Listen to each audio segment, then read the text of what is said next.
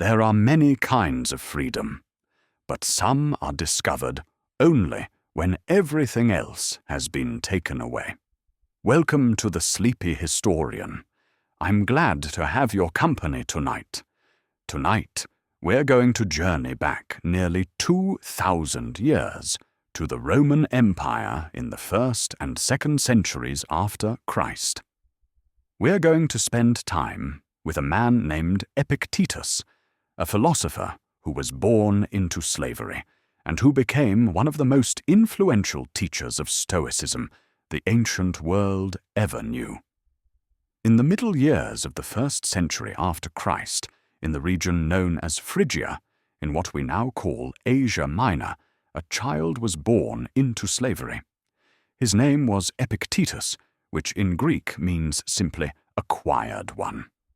It was not a name given with tenderness or hope, but a label, a marker of ownership. From the very beginning of his existence, he belonged to someone else. We do not know the exact year of his birth, though it was likely around the year 50, perhaps a few years before or after. We do not know his mother's name, or whether she held him in those first hours with any sense of what his life might become. We do not know if his father was present, or if his father was even known.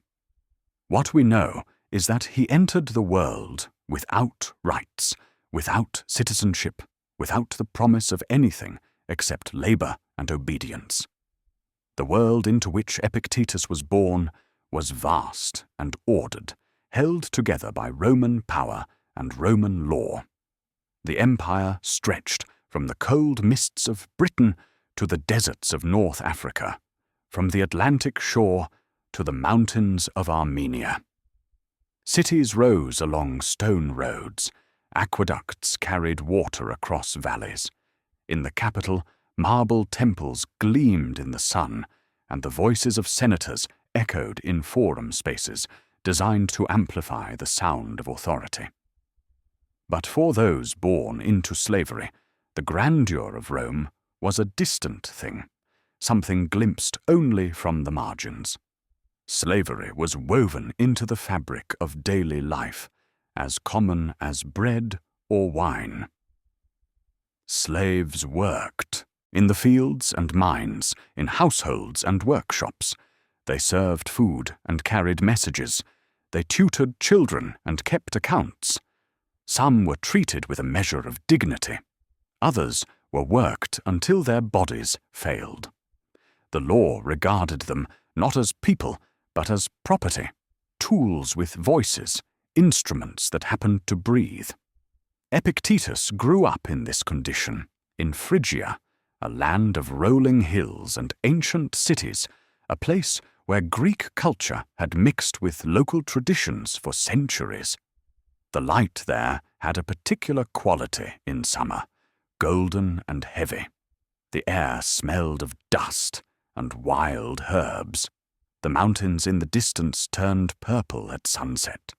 Children played in the streets while their mothers worked at looms or prepared meals in dark interiors where smoke from cooking fires hung in the air. Life moved according to rhythms that had not changed in generations: planting and harvest, festivals and fasts, births and deaths. But these details, the sensory texture of his childhood, are lost to us. We have no record of his early years, no stories of his youth, no letters describing what he saw or felt or feared. We do not know if he played with other children, or if he worked from the time he could walk. We do not know if he was educated in those early years, taught to read and write and calculate, or if those skills came later.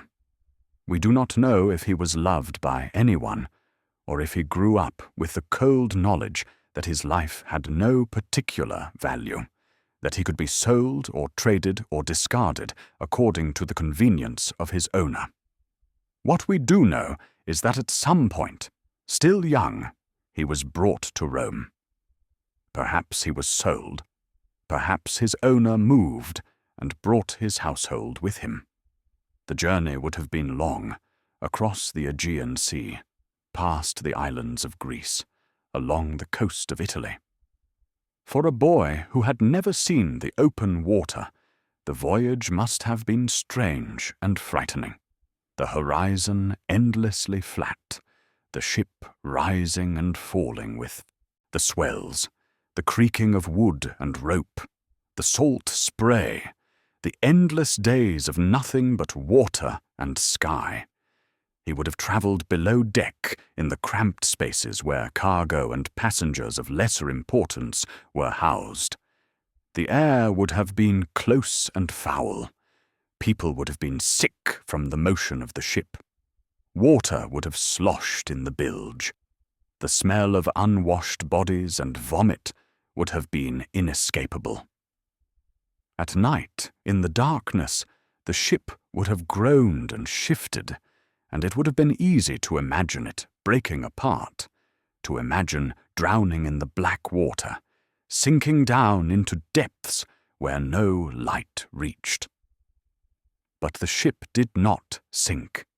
It carried him across the sea, through the narrow strait between Italy and Sicily, up the western coast of the peninsula, finally to Ostia, the port that served Rome. From there, it would have been a journey up the Tiber, or perhaps a walk along the road, passing through countryside that was already filling with the sprawl of the city, with villas and tombs and workshops. Rome, when he arrived, was a city unlike anything he could have imagined. It sprawled across 7 hills, a maze of narrow streets and wide avenues, of tenement blocks that rose 5 and 6 stories high, leaning precariously over alleyways where the sun barely reached. The noise was constant. Vendors shouting their wares, cartwheels grinding over stone, hammers ringing in workshops, the murmur of 1,000,000 voices blending into a sound like distant water. The city was never quiet. Even at night, there was a movement, the passing of wagons that were forbidden during the day, the footsteps of those who worked or travelled in darkness, the occasional cry of the night watch. The smell of the city was overwhelming. Smoke from cooking fires and furnaces hung in the air. The river carried the waste of the city slowly past the docks, a brown, sluggish flow that stank in summer. In the poorer districts where most people lived, sewage ran in open channels along the streets. In summer, the heat pressed down, baking the stones, turning the streets into channels of thick, motionless air that smelled of human waste and rotting garbage and the sweat of too many bodies packed too close together. In winter, rain turned the unpaved lanes into rivers of mud, and people slogged through it, their feet and legs caked with filth. The wealthy moved through the streets in litters, carried by slaves who navigated the crowds with practiced efficiency. The poor walked, pressed against walls to let larger groups pass, their heads down, their movements careful. Beggars sat at corners, some missing limbs, some blind, some simply too old or too sick to work. Street vendors sold food from carts, bread and olives, roasted nuts, hot sausages, wine watered down and mixed with honey or spices. The forum was always crowded, filled with people conducting business, with lawyers pleading cases, with citizens gossiping and politicians gathering support. Epictetus became the property of Epaphroditus, a wealthy freedman who served in the household of the Emperor Nero. To be a freedman meant that Epaphroditus had once been a slave himself, had earned or been granted his freedom, and had risen to a position of influence through intelligence and ruthlessness and an acute understanding of how power worked.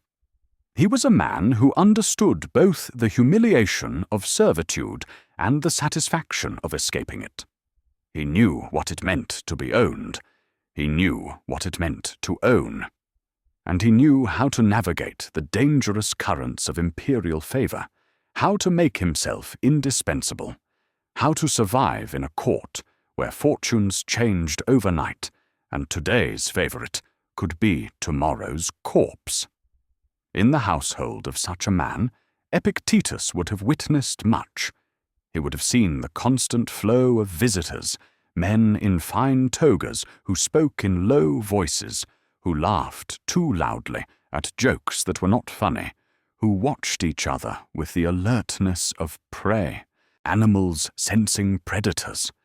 He would have heard the careful conversations laden with hidden meanings, the subtle dance of ambition and survival. He would have learned to interpret silences, to understand what was being communicated by a glance or a gesture or the deliberate avoidance of a topic. He would have heard news from the palace, stories of excess and cruelty, of entertainments so elaborate they bankrupted fortunes, of suspicions and executions.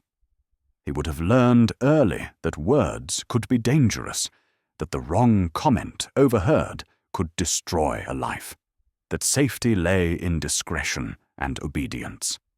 He would have learned to be invisible when visibility was dangerous, to be present when presence was required, to modulate his voice and posture according to the situation. Nero's reign was a time of extremes. The emperor fancied himself an artist, a performer, a poet. He appeared on stage, which scandalized the old families of Rome, who believed such displays beneath the dignity of their class. He sang and acted and drove chariots in public competitions, demanding applause, executing those who showed insufficient enthusiasm. He competed in the Olympic Games and was awarded every prize he sought because no one dared to defeat the emperor. He surrounded himself with flatterers who told him he was a genius, the greatest artist who had ever lived. He built a palace of staggering opulence, the Golden House, with rooms that rotated to follow the sun and ceilings that rained perfume and rose petals. The entrance hall was large enough to contain a statue of himself, 120 feet tall, cast in bronze and covered in gold leaf. The palace complex covered more than 300 acres in the heart of the city, with artificial lakes and gardens and pavilions, with walls covered in gold and precious stones, with ivory ceilings and exotic woods imported from the far corners of the empire. But he was also paranoid and violent, quick to perceive threats, eager to eliminate rivals. He had his own mother murdered, first attempting poison, then having her stabbed when the poison failed.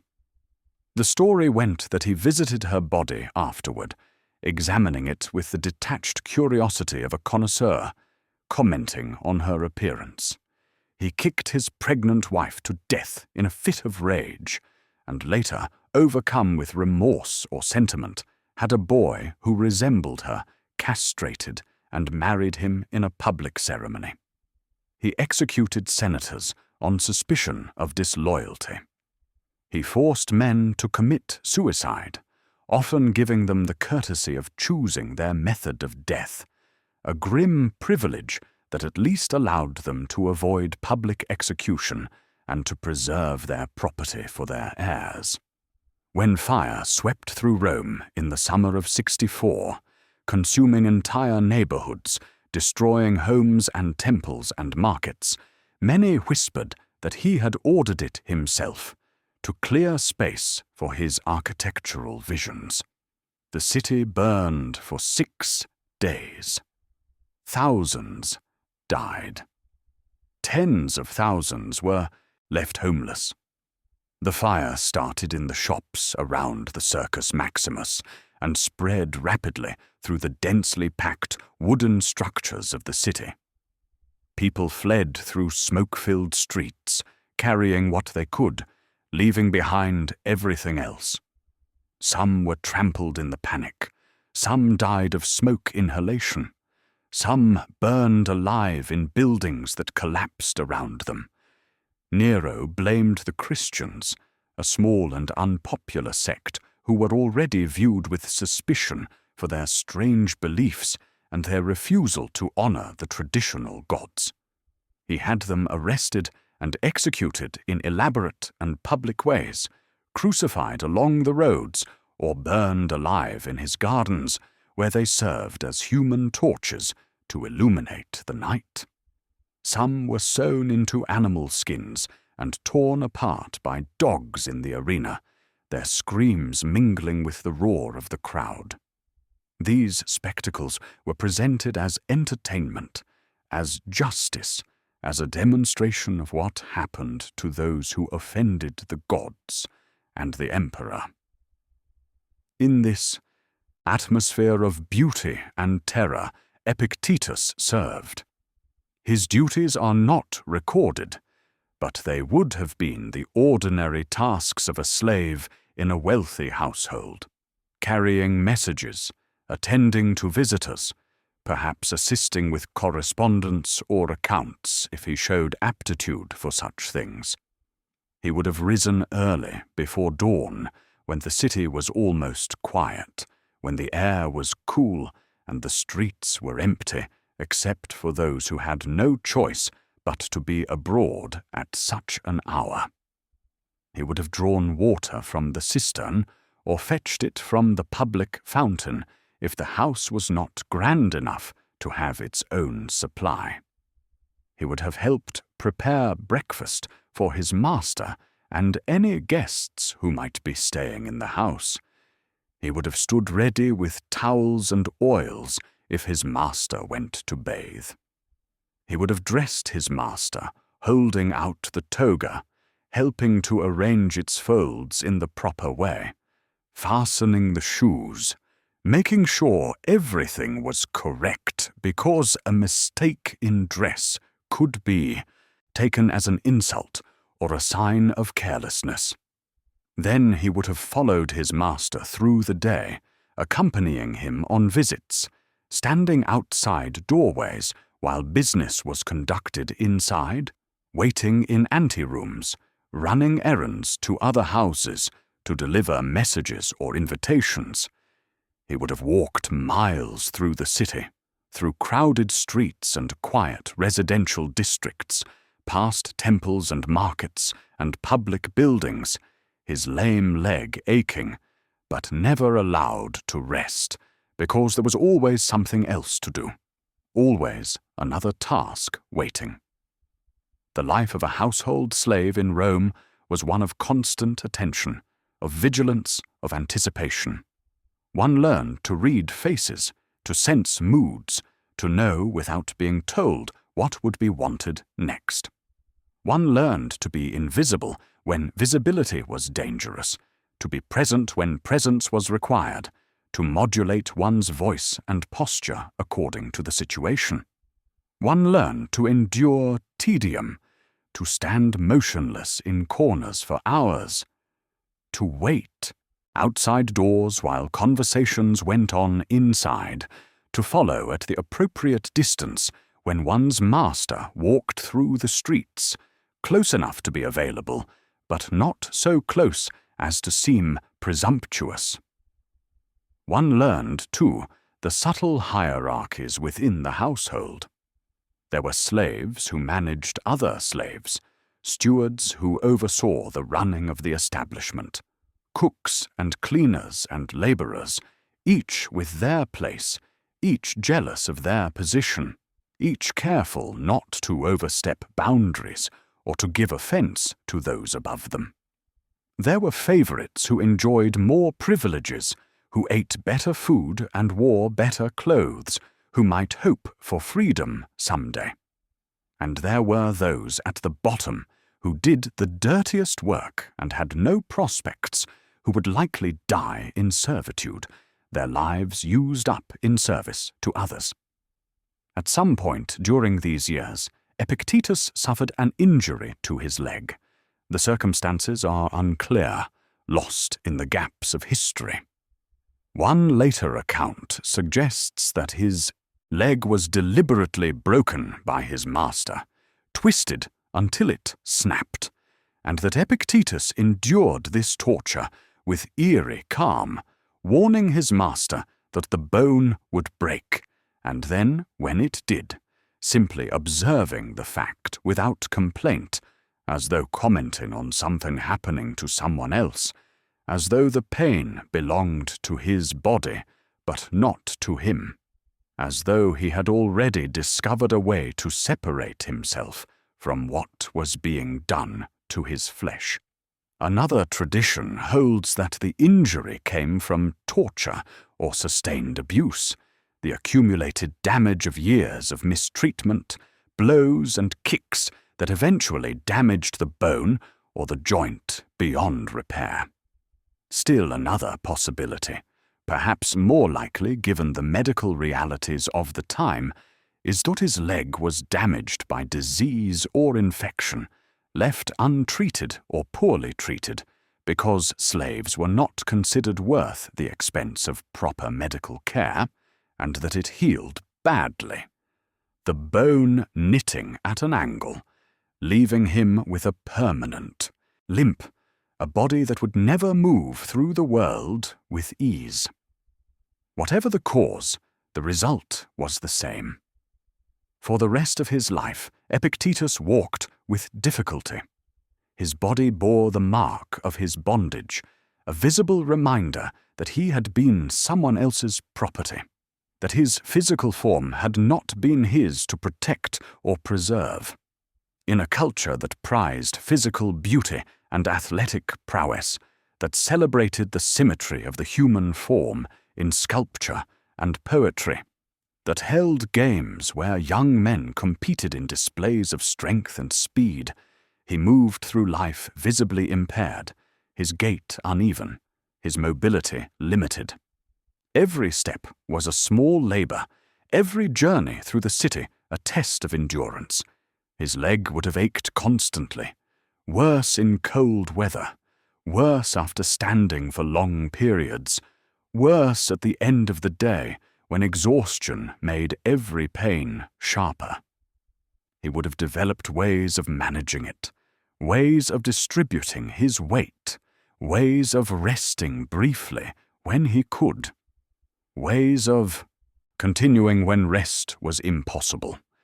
But the pain would have been his constant companion, a reminder with every step of what had been done to him, of his powerlessness, of his status as property.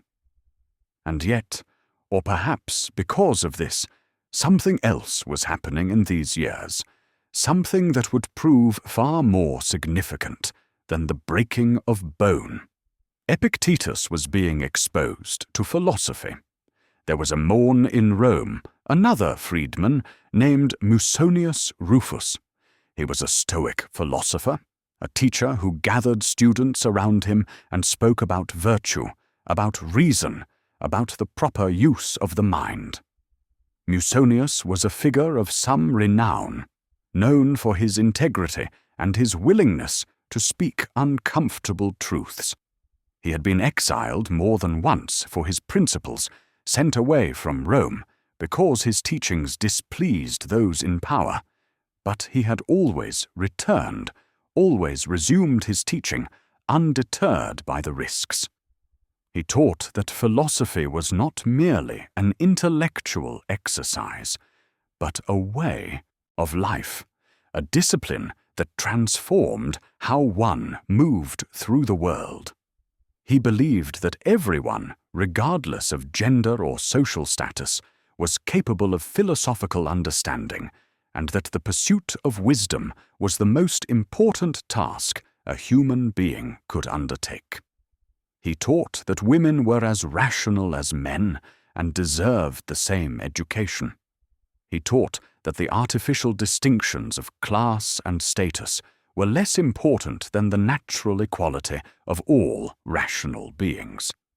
These were not popular opinions, but he held them nonetheless, and he attracted students who were drawn to the rigor and honesty of his teaching. How Epictetus came to study with Musonius is not entirely clear. Perhaps Epaphroditus, despite his flaws, recognized something in the young slave and permitted him to attend lectures, seeing it as a way to increase his value, or simply as an indulgence that cost nothing and might yield a more capable servant. Perhaps Epictetus went in secret, slipping away when he could, drawn by something he heard in the streets or the markets, some fragment of teaching that lodged in his mind and would not let him rest.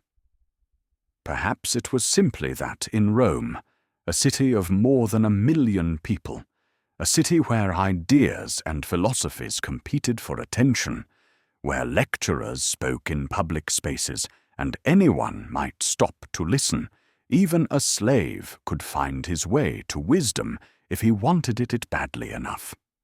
What matters is that he found his way to those gatherings, to rooms or porticos where Musonius spoke, and that he listened with an intensity born of desperate need. For a man in his position, philosophy was not an abstract interest or a pleasant way to pass time. It was survival. It was a way to make sense of suffering. It was a tool for preserving something essential within himself when everything else was being taken or destroyed. The teachings he encountered there must have struck him with the force of revelation. Stoicism, as it had developed over the centuries since its founding in Athens, was a philosophy concerned with the fundamental questions of how to live. It taught that the universe was rational, governed by a divine reason that the Stoics called the Logos. This was not a personal god in the sense of later religions, but rather the organizing principle of reality, the intelligence that structured the cosmos and determined the course of events. Human beings, as rational creatures, were part of this cosmic order. Each person carried within themselves a spark of this divine reason, a capacity for understanding and choice that connected them to something larger than their individual circumstances. Virtue, the Stoics believed, was the only true good. Everything else, wealth and poverty, health and sickness, fame and obscurity, pleasure and pain, even life and death, was neither good nor bad in itself, but indifferent, material for the virtuous person to use well or poorly. What mattered was not what happened to someone, but how they responded to what happened. External events were beyond control. One could not prevent storms or earthquakes, illness or war, the cruelty of others, or the accidents of fortune. But one could control one's own mind, one's judgments, one's will. This was the realm of freedom, narrow but absolute, a space that no tyrant could enter, no circumstance could breach.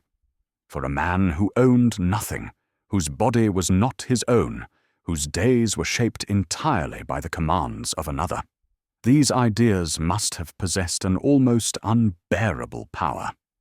Musonius was teaching that true freedom had nothing to do with legal status or physical liberty.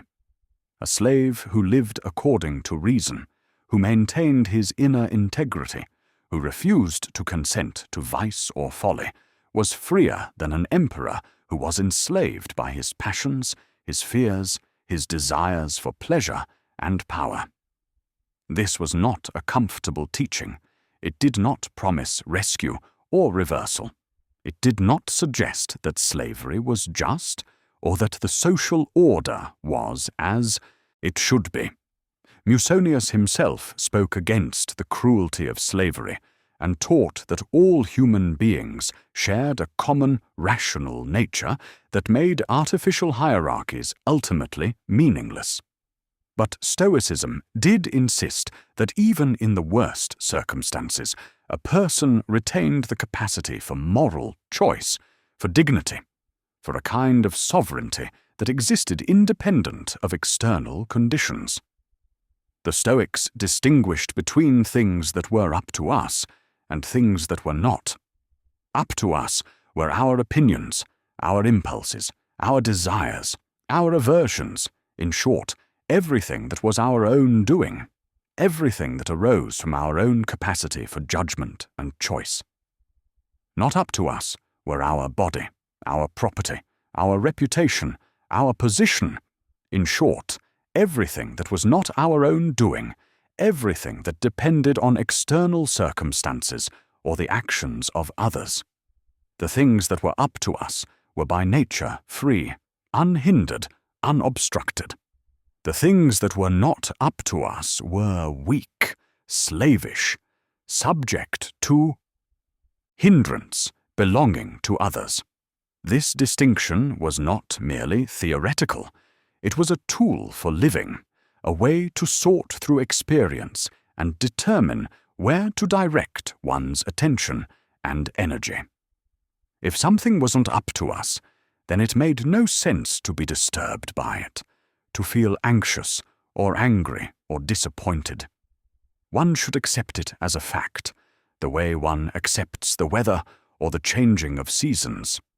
But if something was up to us, then we bore full responsibility for it, and we should attend to it with care and seriousness, because it was the only thing that truly mattered, the only thing that determined whether we lived well or badly, virtuously or viciously.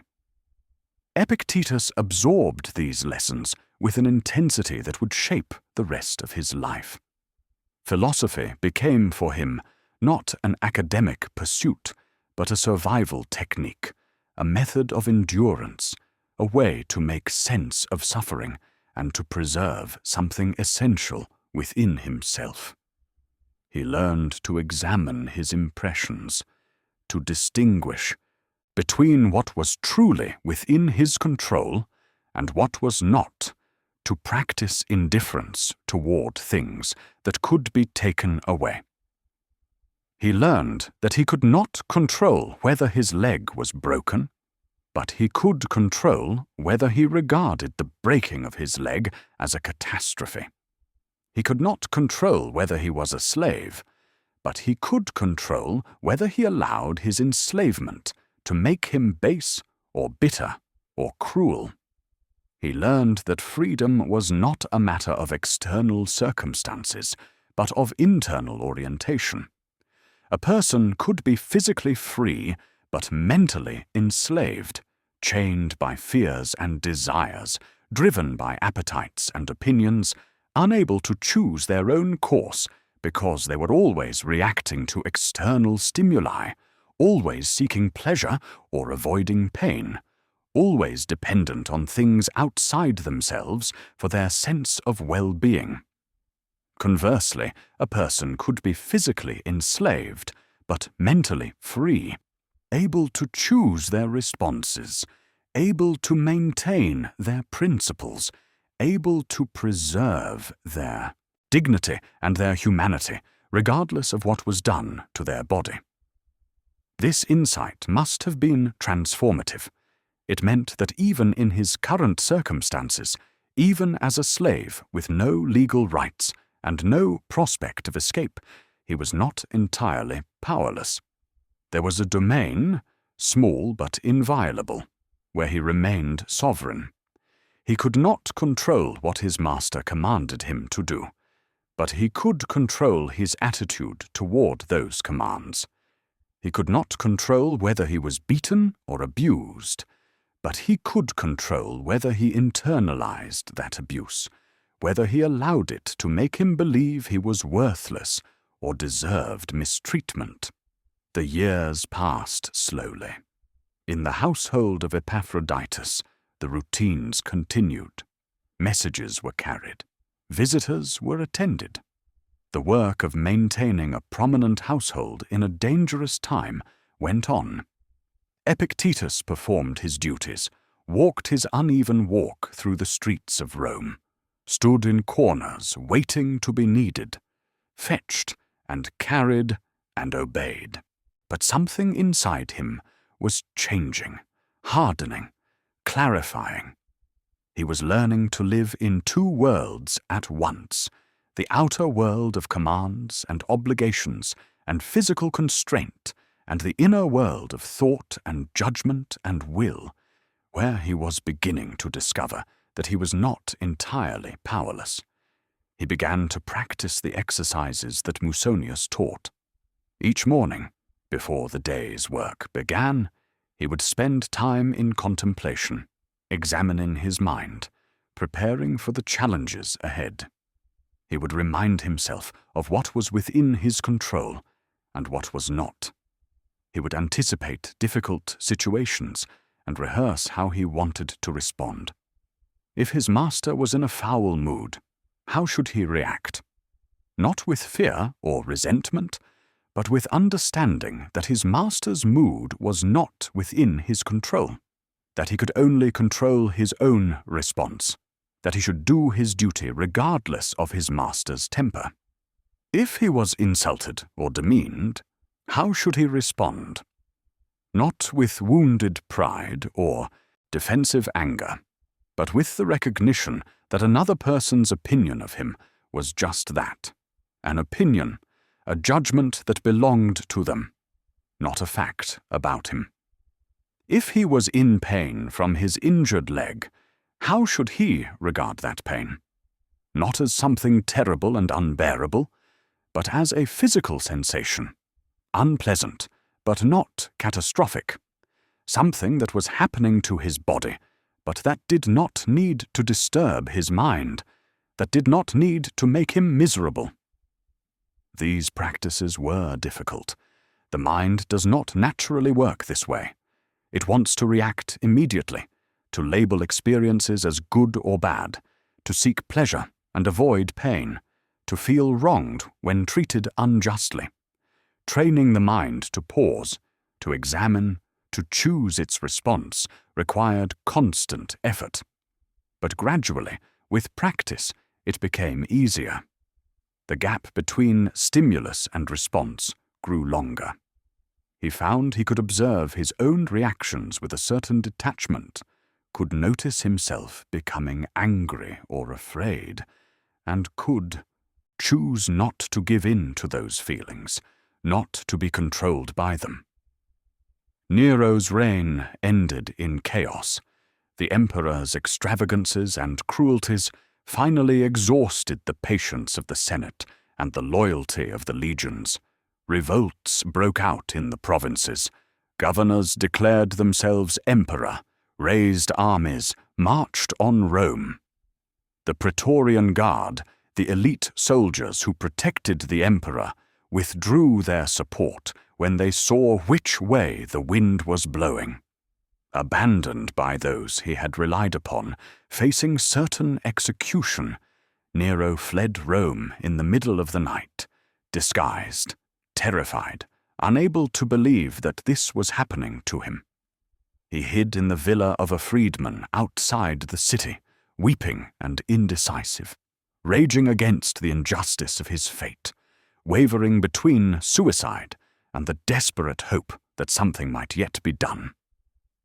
When he heard the sound of approaching soldiers, he tried to take his own life, but could not bring himself to do it. His hands shook. He wept. Finally, a secretary helped him drive a blade into his throat. He was 30 years old. His last words, according to legend, were a lament about the loss of such an artist to the world. The civil war that followed was brief but brutal. 4 men claimed the purple in the space of a single year, a period that became known as the Year of the 4 Emperors. Armies marched and countermarched across Italy. Soldiers who should have been guarding the frontiers turned their weapons on each other in struggles for power. Rome itself saw fighting in its streets, temples burning, the capital besieged, bodies piled in the forum. The river ran red with blood. Civilians were caught in the crossfire, killed by soldiers from one faction or another, or simply by opportunistic looters who took advantage of the chaos to settle old scores or to rob. Finally, a general named Vespasian emerged victorious, a practical man from a modest family, a soldier who had earned his position through competence rather than lineage. He had proven himself in Britain, where he commanded legions in the conquest of the island.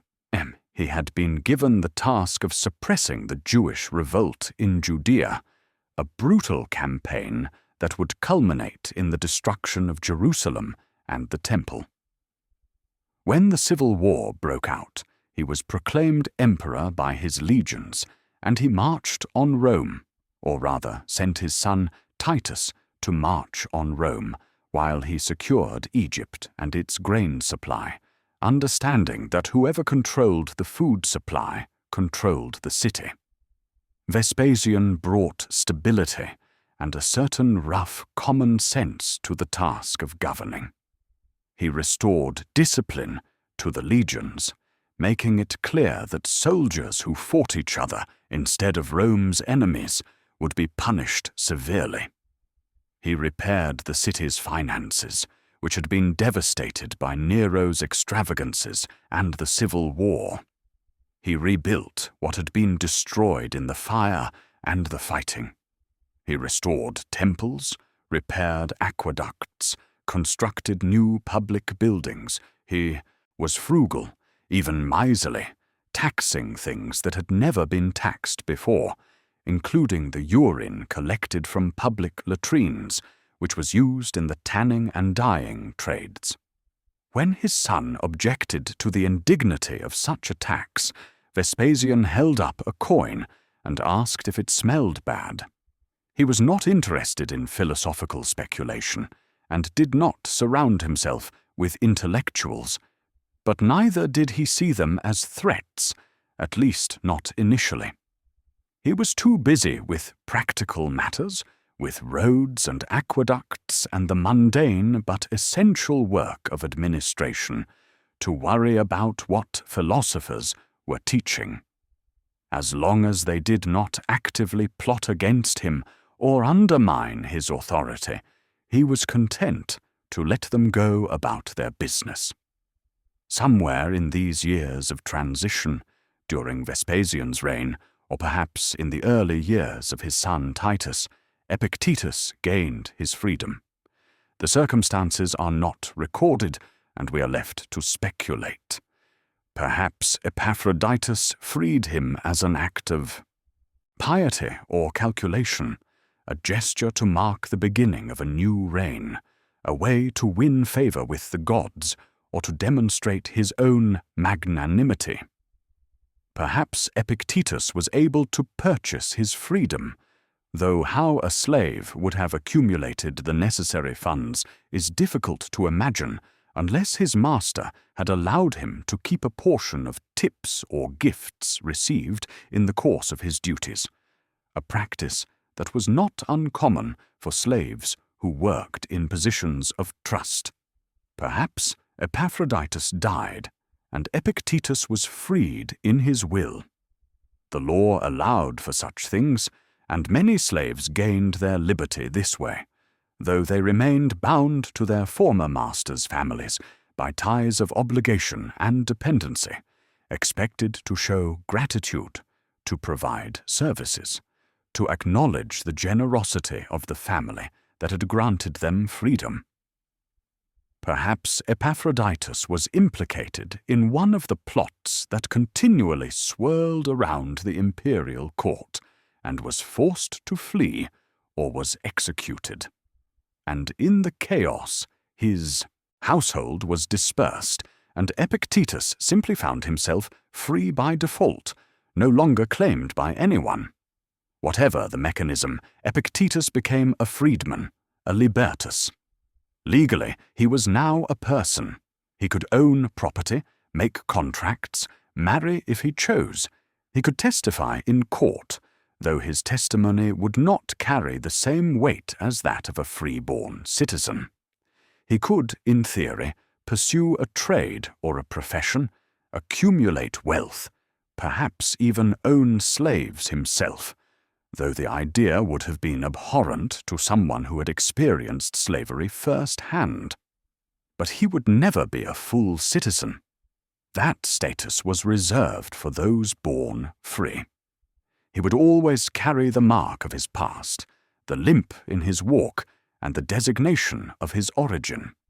Former slaves wore a cap called a pileus as a symbol of their new status, but everyone who saw it would know what it meant, would know that this person had once been property, and many would judge them accordingly. He continued to study with Musonius, and his commitment to philosophy deepened. Now that he had time that was his own, now that his days were not entirely consumed by the demands of a master, he could devote himself more fully to learning, to practice, to the transformation of his own character. He attended Musonius's lectures regularly. He engaged in dialogues with fellow students. He read, or more likely listened to readings of, the works of earlier Stoic philosophers, Zeno and Cleanthes and Chrysippus, the founders of the school, Panaetius and Posidonius, who had adapted Stoicism to Roman culture, Seneca, who had been Nero's tutor and advisor before being forced to commit suicide. In time, he began to teach. At first, perhaps, it was informal. Conversations with fellow students, discussions that continued after Musonius had finished speaking. Someone would ask a question, and Epictetus would offer a response, and others would gather to listen, struck by the force and clarity of his explanations. He had a gift for taking abstract principles and making them concrete, for using simple examples from daily life to illustrate profound truths. And he had the authority that comes from having tested philosophy in the hardest circumstances, from having found it sufficient when nothing else could help. Gradually, he developed his own following.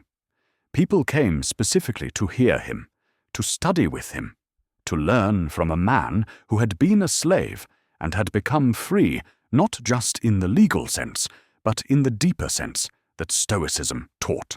Free in his mind, free in his will, free in a way that no external circumstances could affect. They came because they sensed that his teaching was not merely theoretical, not just words, but something he had lived and was living, something that had been tested and proven in the forge of experience. His teaching method was distinctive. He did not lecture in the formal sense, did not deliver polished orations, or compose treatises for circulation. Instead, he engaged in dialogue, questioning his students, challenging their assumptions, forcing them to think through the implications of their beliefs. He used examples from daily life, simple and direct. A broken pot, a lost cloak, a delayed letter, a disappointing outcome. He took the small frustrations and anxieties that filled people's days and used them to illustrate fundamental principles about what mattered and what didn't, about where freedom could be found and where it couldn't.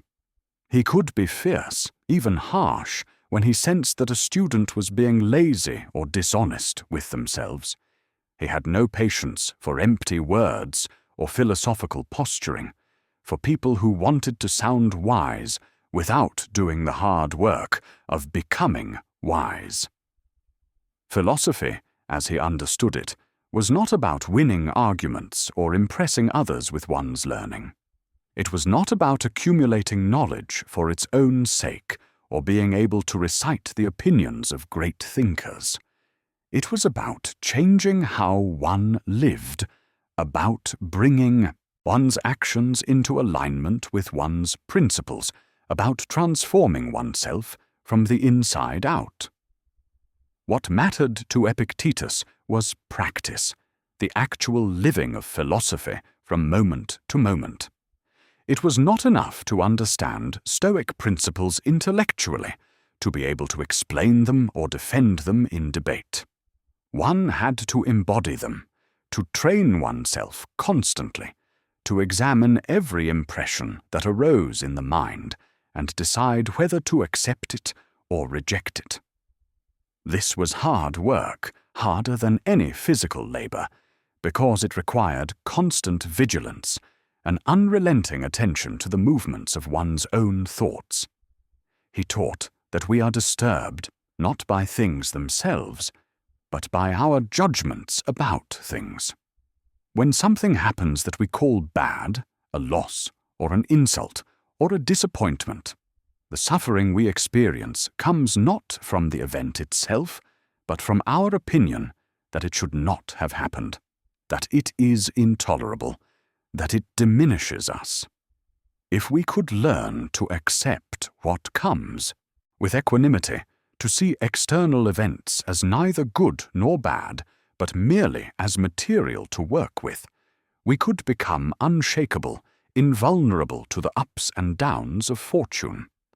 A student comes to him and complains that someone has insulted him.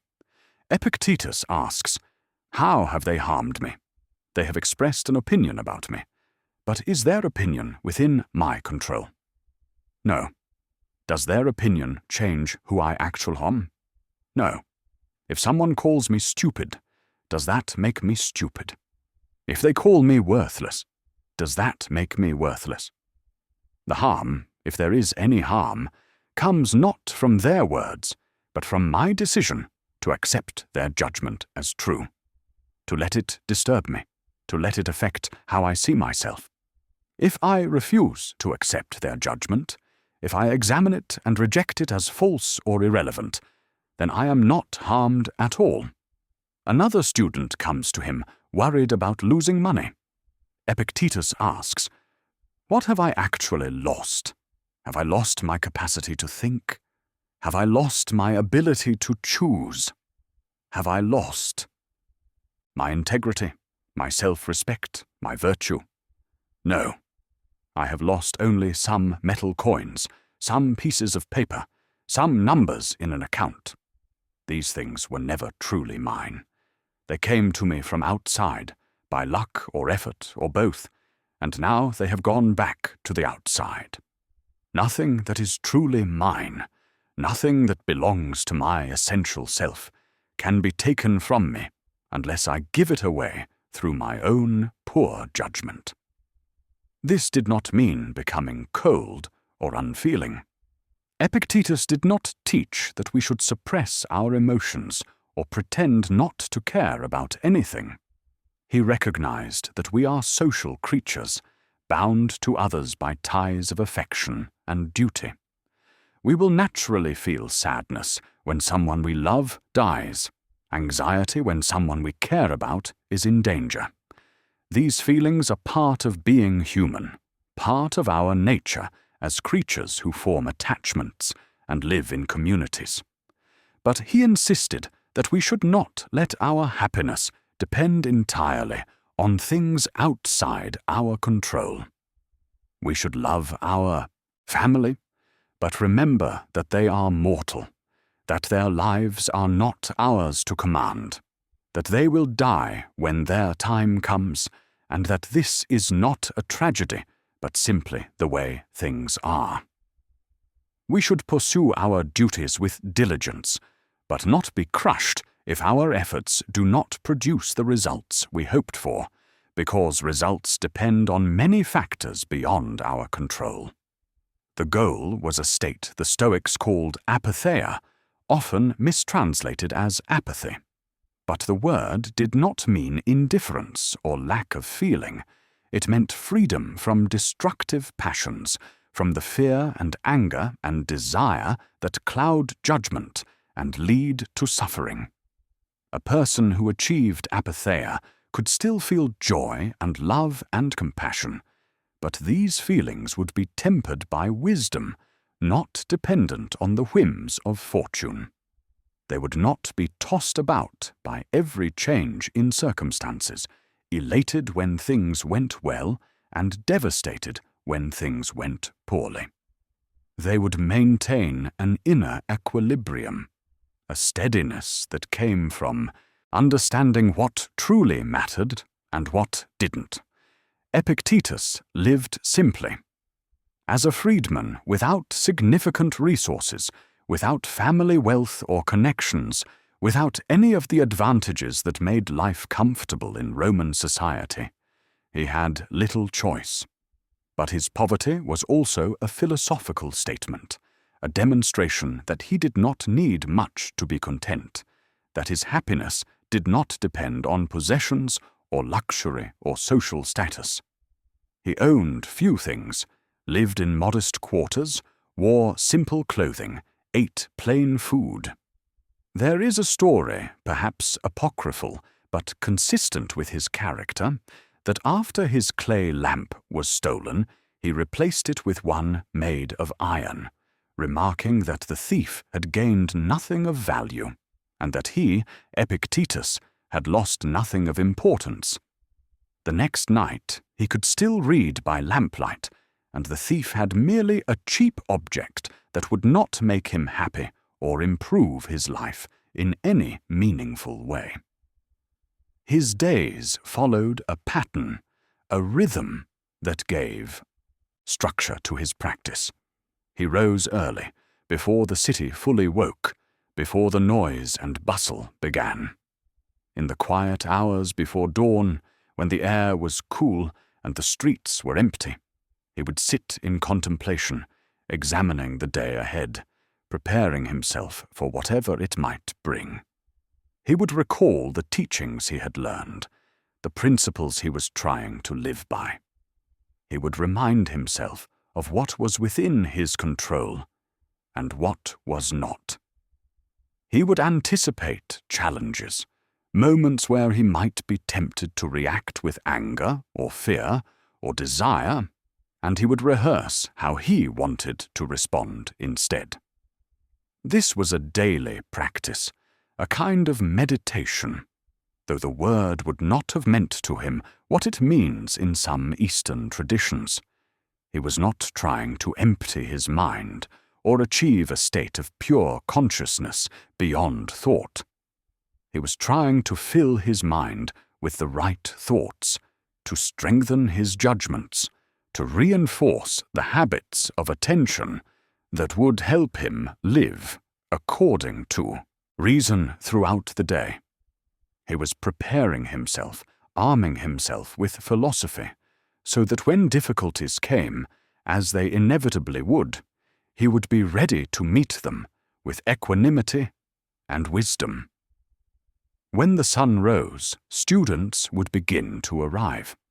Some were young men from wealthy families, sent by their fathers to acquire a philosophical education that would prepare them for public life. The expectation was that they would spend a few years studying, absorb some ideas about ethics and duty, learn to speak persuasively, and then move on to careers in law or administration or the military. They came not because they were deeply committed to philosophy, but because it was what young men of their class did, part of the expected progression from childhood to adult responsibility. Others were older, drawn to philosophy by some crisis or dissatisfaction, searching for answers that their previous lives had not provided. They had achieved what society told them to pursue, wealth or status or pleasure, and found it hollow, found that it did not bring the satisfaction they had expected. They came to Epictetus because they sensed that something was missing, that there had to be more to life than accumulating things and seeking the approval of others and chasing fleeting pleasures that left them empty. They would sit on benches or on the floor in whatever space Epictetus used for teaching. Perhaps it was a room in his modest dwelling, perhaps a corner of a public building, perhaps an outdoor space, a garden or courtyard where people could gather. The setting does not matter. What matters is that they came, and that the conversations began. Epictetus would ask them questions. What did someone do yesterday? How did they respond when someone insulted them? Why were they upset when they lost money? What did they think was the purpose of their life? What did they want? What did they fear? The questions were designed to expose inconsistencies, to reveal the gap between what people said they believed and how they actually lived. He was trying to wake them up, to make them see that most of what they worried about was trivial, that most of what they pursued would not bring them satisfaction, that they were wasting their lives chasing things that did not matter. This approach could be uncomfortable. Some students found it liberating, a revelation that cleared away confusion and showed them a path forward, a way to live that made sense and that promised genuine fulfillment. Others found it too demanding, too stark, too different from everything they had been taught. Philosophy, as Epictetus taught it, was not a consolation, but a challenge. It required giving up cherished illusions, admitting that much of what one had been taught was wrong, that much of what seemed important was not. It required accepting that one had been living incorrectly, that one needed to start over, to rebuild one's understanding of the world from the ground up. He would use vivid examples to make his points.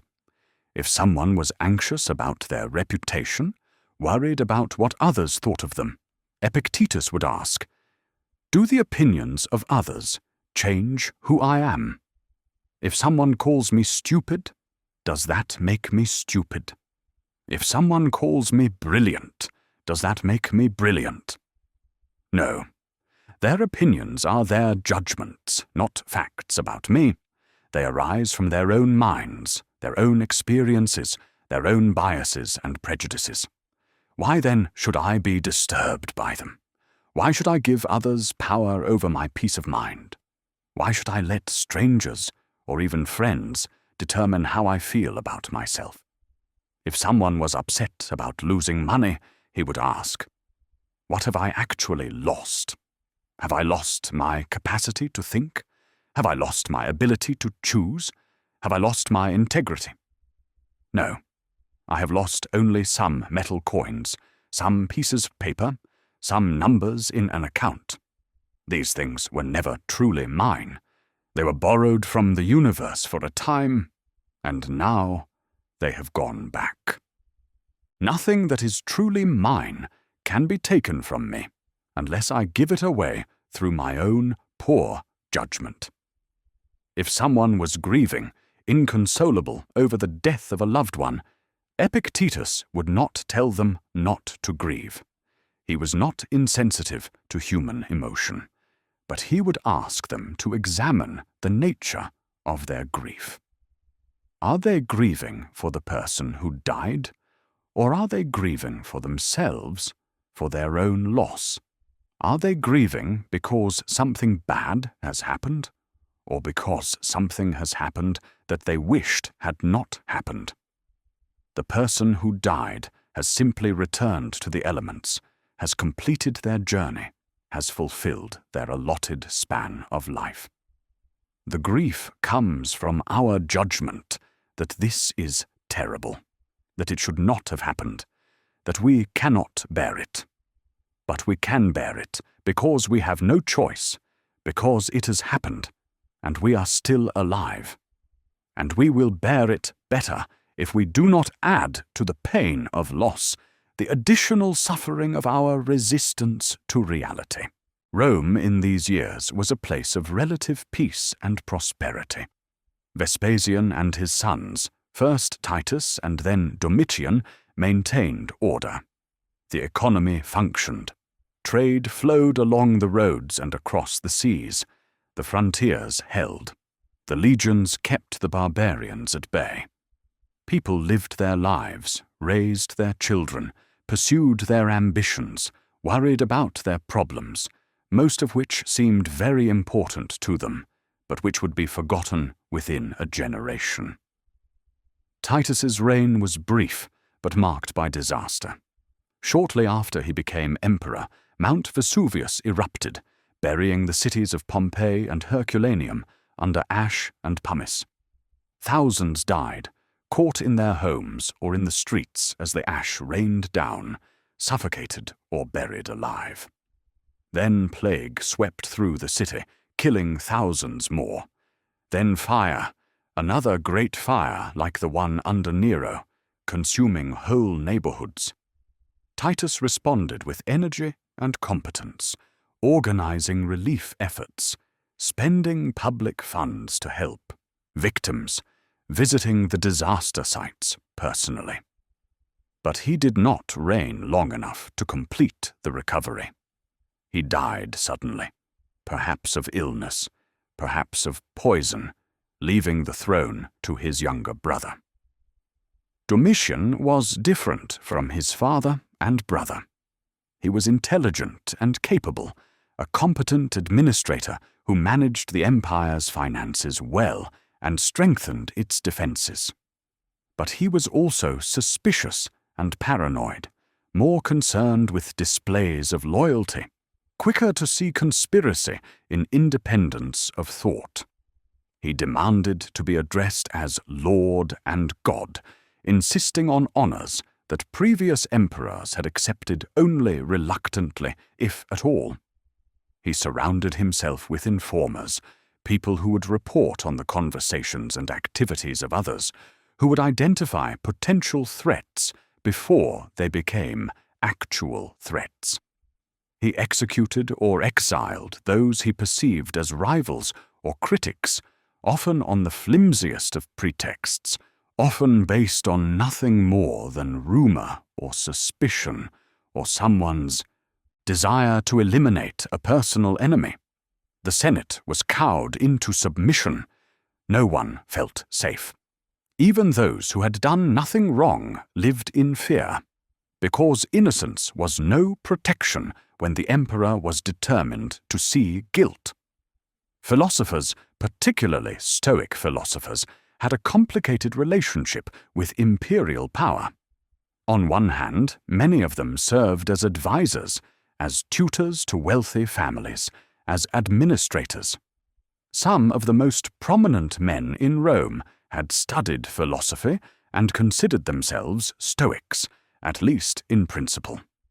On the other hand, Stoic teachings emphasized virtue over expediency, principle over political calculation. Some philosophers were willing to criticize the emperor, to point out injustice, to insist that even the most powerful man in the world was subject to moral law. That power did not exempt one from the demands of reason and ethics. This made them dangerous, not immediately, not in every instance, but dangerous nonetheless. Autocrats, even, relatively benign ones, do not appreciate reminders that their power is limited, that there are standards to which they are accountable. And when autocrats feel threatened, when they perceive criticism as disloyalty or independence as conspiracy, they tend to eliminate threats rather than tolerate them. In the year 89, or perhaps 93, the sources differ, Domitian issued an edict expelling philosophers from Rome and Italy. The reasons were never fully explained. Perhaps he saw them as a source of potential opposition. men whose primary loyalty was to abstract principles rather than to him, men who might encourage resistance or rebellion. Perhaps some specific philosopher had offended him or been implicated in a plot, real or imagined, and he decided to remove all of them rather than distinguish between the guilty and the innocent.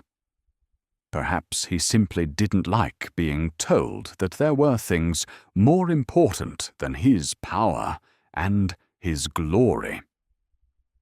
Whatever the cause, the order was clear. Philosophers were to leave the city, to take themselves and their teachings elsewhere, to go into exile. Epictetus, along with many others, found himself exiled. After decades in Rome, after finally establishing himself as a teacher, after building a life from the ruins of his early bondage, he was forced to leave. He could not appeal the decision. He could not negotiate or argue or plead his case. He could only go. He gathered his few possessions, said farewell to his students, and made his way out of the city, limping along the stone roads that led south and east toward the sea, toward exile, toward an uncertain future in a strange place. He made his way to Nicopolis, a city on the western coast of Greece in the region of Epirus. The city had been founded by Augustus after his victory at Actium, built to commemorate the defeat of Antony and Cleopatra and the end of the civil wars that had torn the Republic apart. The name meant Victory City. It was well situated, with a good harbour, a healthy climate, a strategic position on the trade routes that connected Italy with the eastern Mediterranean. Augustus had populated it with veterans from his legions and with people displaced from nearby settlements, creating an instant city where none had been before. For a man of Epictetus's age, and he was no longer young, probably in his 40s by this time, the journey must have been difficult. He was no longer strong. His leg troubled him constantly. The roads were long, and the travel rough. He would have gone by ship part of the way, across the Adriatic, the same sea he had crossed as a young slave coming to Rome, though now he was traveling in the opposite direction, returning, if not to his place of origin, then at least to the Greek-speaking world from which he had come. The voyage would have taken several days. He would have stood on deck, watching the Italian coast recede behind him, watching Rome disappear over the horizon, the city that had been his home for most of his life, the city where he had been a slave and then a freedman, the city where he had discovered philosophy and become a teacher. He would have watched the sun set over the water, watched the stars come out, the same stars that shone over every part of the world, indifferent to human affairs, following their eternal courses, regardless of who was emperor, or who was exiled, or who lived or died. Then overland through the mountains of Epirus, following rough tracks through forests and past small villages, the landscape wild and beautiful, the air clear and cool, so different from the crowded streets of Rome. It would have taken weeks. He would have been tired, his leg aching, his body exhausted. But he went, because he had no choice, and because, perhaps, he had spent his life teaching that external circumstances do not determine one's freedom or happiness. And now he had the opportunity to demonstrate the truth of that teaching in his own life. In Nicopolis, he re-established his school. He found a place to teach, began to gather students again. Some followed him from Rome, loyal disciples who would not abandon him despite the inconvenience and the risk of being associated with someone the emperor had exiled. Others came from the surrounding region, from Greece and Macedonia and the islands, drawn by his reputation, eager to study with a man who had been important enough in Rome that the emperor had felt the need to expel him, a man whose teaching was said to have practical power, to offer not just theories, but tools for living. The conversations continued, the daily practice of philosophy, the examination of impressions, the training of the will. The work went on, in a new place, with new students, but the work itself was the same. The fundamental questions remained. How should I live? What matters? What is within my control? How can I be free? How can I be good? The city itself was quieter than Rome, less crowded, less frantic. The light off the sea was clear and bright. The air smelled of salt and pine. Gulls cried overhead. The pace of life was gentler, more suited perhaps to contemplation, to the careful examination of ideas, to the slow work of transforming one's character. There was time to think, space to breathe. The routines of a provincial city where everyone knew everyone, where market days and festivals marked the passing of time, where the seasons were felt more directly because more people worked the land or fished the sea. Epictetus seemed to thrive there, or at least to continue his work with undiminished intensity. If anything, his teaching became more focused, more refined. He had decades of experience now. He knew what worked and what did not. He knew how to reach different kinds of students, how to challenge without crushing, how to push without alienating. He had seen enough of life to know that most people's problems were variations on the same few themes, and he had developed effective ways to address those themes.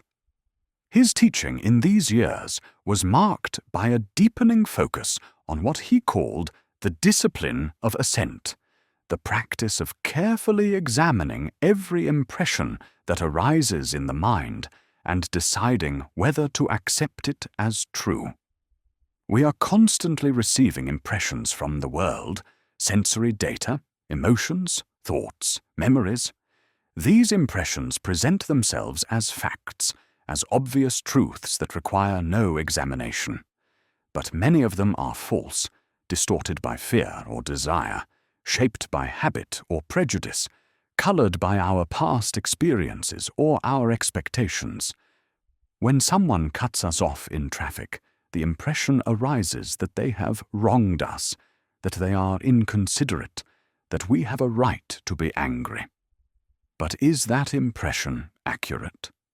Perhaps they did not see us. Perhaps they are rushing to an emergency.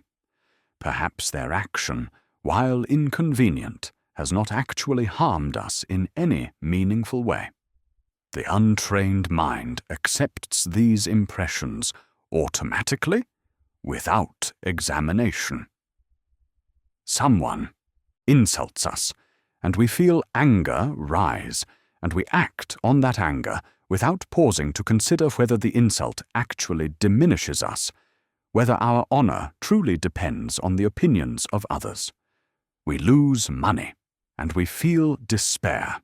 And we despair without asking whether our well-being really requires wealth, whether poverty is genuinely intolerable.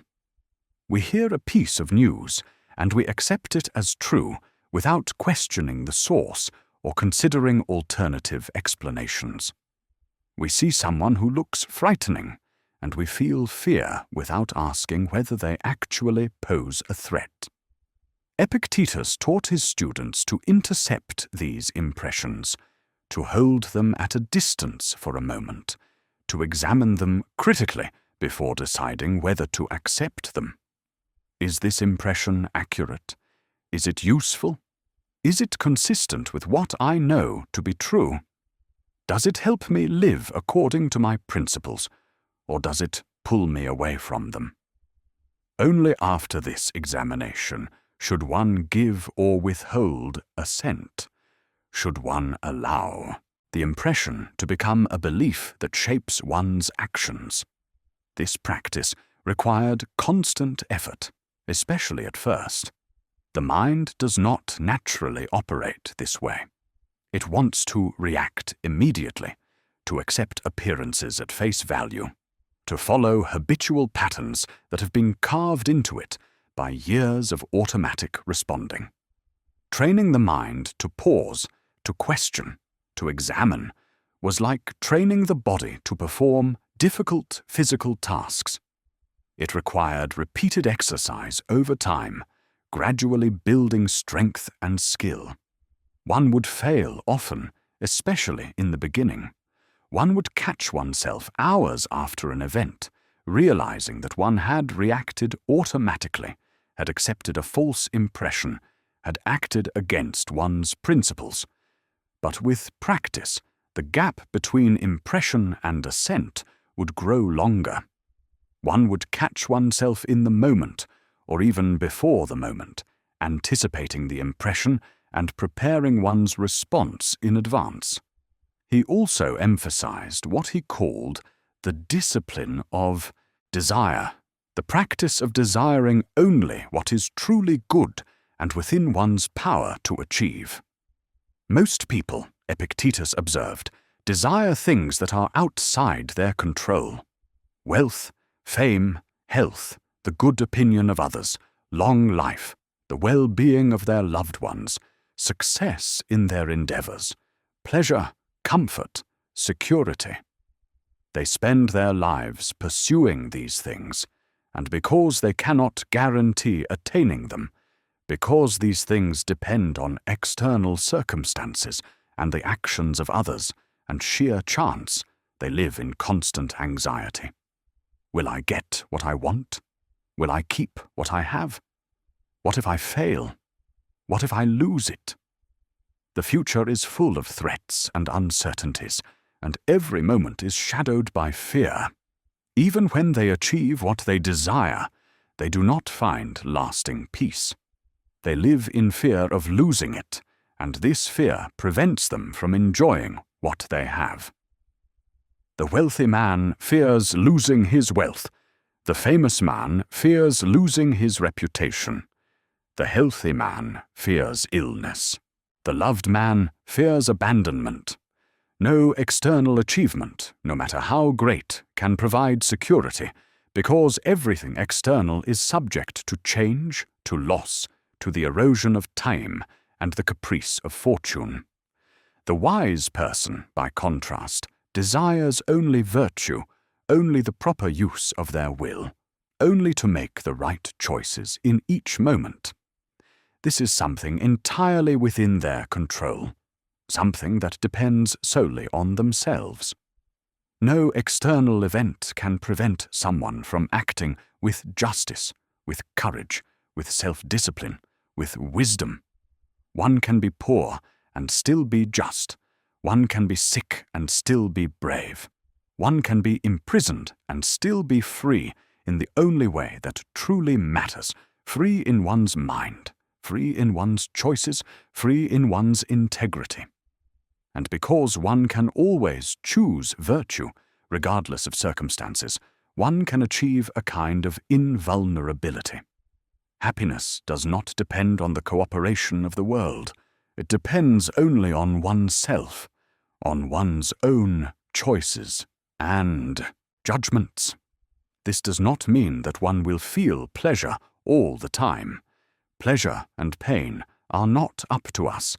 They come and go according to causes beyond our control, arising from our bodies and from external circumstances.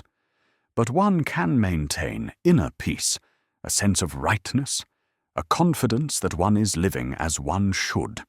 And this is more valuable than any amount of pleasure, more durable than any external success.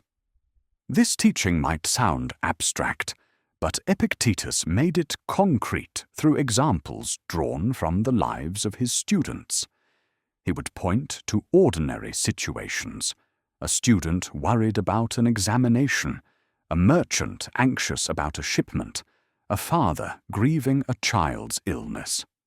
In each case, he would distinguish between what was within the person's control and what was not, showing them where their efforts should be directed and where they were wasting energy on things that could not be changed. The student could control how thoroughly they studied, how clear their thinking was during the exam, how honestly they approached the material, how much effort they put into understanding rather than merely memorizing. But they could not control the teacher's judgment, could not control what questions would be asked, could not control their own memory or mental state on the day of the exam, could not control whether they would feel anxious or calm, whether they would sleep well the night before, whether some unexpected circumstance would interfere. All of this was outside their control, and worrying about it was useless, a waste of energy that could be better spent on what they could control. The merchant could control the care with which the cargo was packed, the judgment with which the ship and captain were chosen, the diligence with which contracts were written, the thoroughness with which they researched the market. But they could not control the weather, could not control pirates, could not control the honesty of every person involved in the transaction, could not control whether the goods would arrive safely, whether they would find a buyer, whether they would make a profit. All of this depended on factors beyond their power, and attaching their happiness to these outcomes was a recipe for constant anxiety. The father could control the quality of care he sought for his child, the love and attention he provided, the wisdom with which he made decisions, the resources he devoted to treatment. But he could not control the course of the disease, could not guarantee recovery, could not prevent death if death was coming. His child's life, like all lives, was ultimately outside his control, a gift that could be taken back at any moment.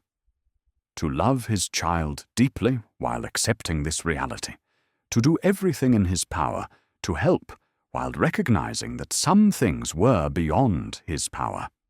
This was the challenge that life had given him.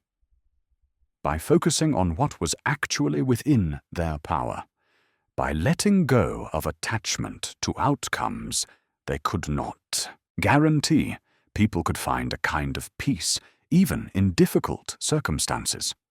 This was not resignation or passivity. It was not giving up. It was a clear-eyed acceptance of reality, a refusal to waste energy fighting facts, a commitment to doing one's best within the constraints of what was possible and then accepting the results with equanimity. Among the students who came to Nicopolis was a young man named Arion. He was from Nicomedia in Bithynia, a city on the eastern shore of the Sea of Marmara.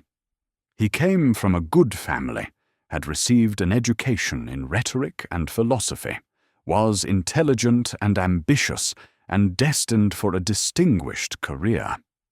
He was destined for a career in Roman administration, and indeed he would eventually become a consul, a governor of Cappadocia, a military commander who fought campaigns against the Alans and who wrote histories of Alexander the Great that would survive into the modern era.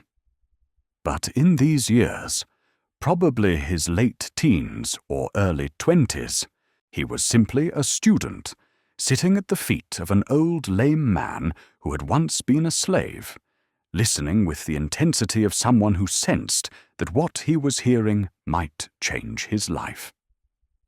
Arion took notes. This was not a common practice. Most philosophical teaching was oral, meant to be heard and absorbed and practiced, not written down and studied. Epictetus did not write books and did not particularly want his teachings preserved in written form. He believed that philosophy was a living practice, not a body of texts. It had to be spoken and heard, tested in conversation, embodied in daily life. Writing it down made it static, turned it into something that could be studied abstractly rather than lived, something that could be misunderstood by readers who lacked the context of the spoken exchange, who did not have the opportunity to ask questions or to receive personalized guidance. But Arrian wrote anyway, capturing as best he could the substance of Epictetus's lectures, the give and take of the dialogues, the examples and arguments, the moments of sharp challenge and patient explanation. He wrote quickly, trying to keep up with the flow of speech, abbreviating where necessary, filling in details later from memory. He did this, he later said, for his own benefit, as a way of remembering, of keeping the teachings alive in his own mind after he had left Nicopolis and returned to the busy life of public service that awaited him. He wanted to be able to recall Epictetus's voice, to hear again the questions that had forced him to think, to have a record of the principles he was trying to live by, so that when he faced difficulties, he could return to them and be reminded of what mattered. He made no attempt to polish the language or to organize the material into a systematic treatise. The notes were rough, immediate, capturing the spontaneous quality of Epictetus's teaching, the way he would start with one topic and then veer off to another, following the needs of the moment, responding to questions, using whatever examples came to hand. There was repetition, because Epictetus taught by repetition, hammering home the same fundamental points again and again in different ways until they became part of his students' mental habits. There were contradictions, or at least apparent contradictions, because Epictetus tailored his teaching to the specific student, saying things differently depending on who he was talking to and what they needed to hear. But after Epictetus died, Arrian circulated these notes. Perhaps he felt that the teachings were too valuable to let disappear, that others could benefit from them even in written form, even without the presence of the living teacher.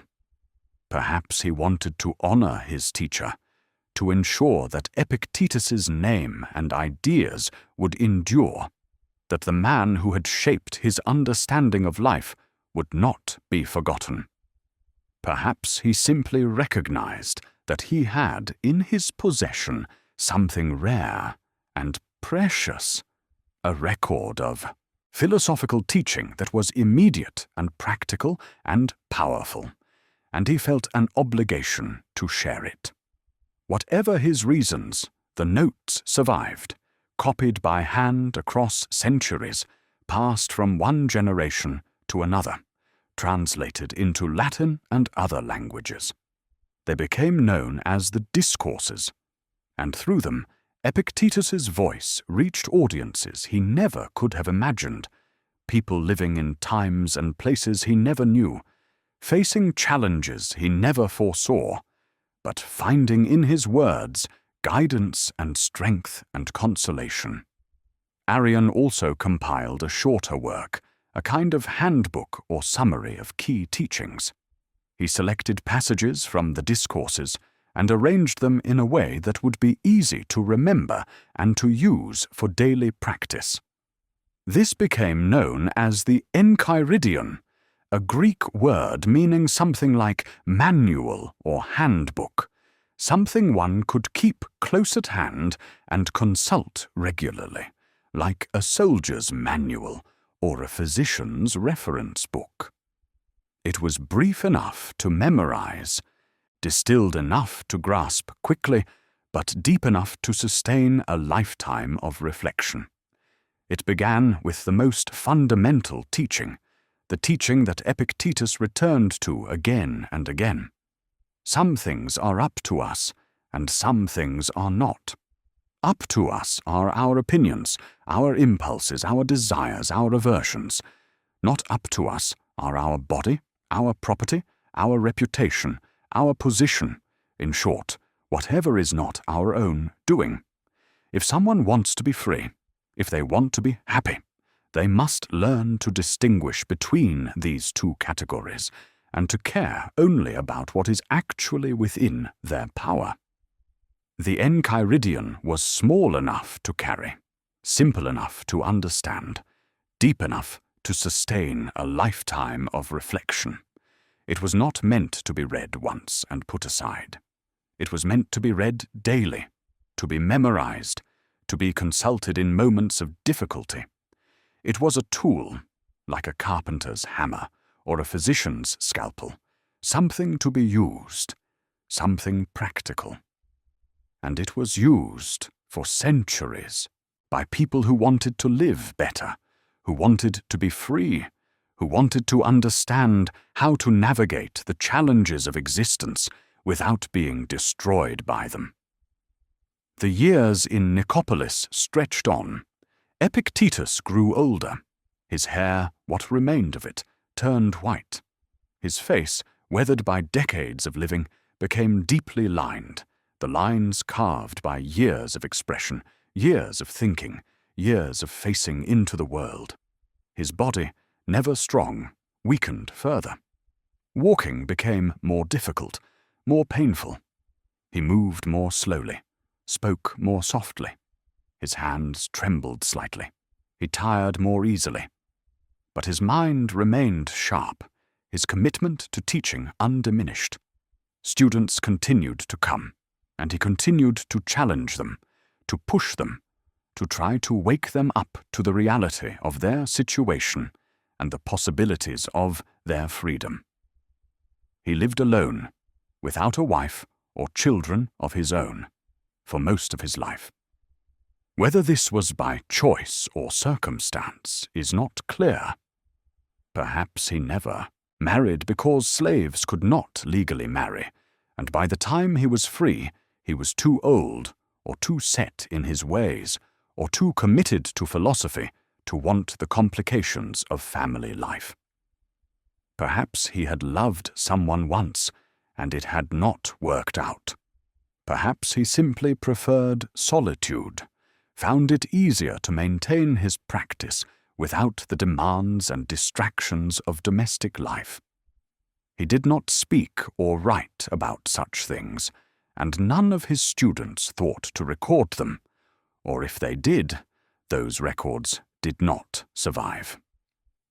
But at some point, late in life, he adopted a child. The story goes that a friend of his was planning to expose an infant, to leave it to die because he could not afford to raise it, or perhaps because it was a girl, or perhaps because there was something wrong with it. Exposure was common practice in the ancient world. Unwanted infants were left in public places, sometimes in the hope that someone would rescue them, sometimes not. Sometimes they were picked up by others who would raise them as slaves. Sometimes they were left to die from exposure or to be eaten by dogs or birds. Epictetus took the child in. Whether this was an expression of compassion, a practical decision about who would care for him in his old age, a philosophical statement about the value of all human life, or some combination of these, we cannot know. But the act was consistent with his teachings about duty and humanity, about the obligations we have to one another as rational beings, as members of a common human family. The Stoics believed that we are all connected, all part of the same cosmic order, and that we have responsibilities not just to our immediate family or our city or our nation, but to all of humanity, to anyone who shares with us the capacity for reason. He hired a woman to help care for the child and for himself. His household, such as it was, consisted of these three: an old philosopher, a child, and a nurse. They lived simply, with few possessions, in modest quarters. The house would have been small, probably just a few rooms arranged around a small courtyard. The furniture would have been basic: a bed, some stools, a table, shelves for a few scrolls. There would have been a kitchen area with a hearth for cooking, a place to store oil and grain, and dried fish. Perhaps a small garden where herbs and vegetables grew. Everything worn and simple and sufficient.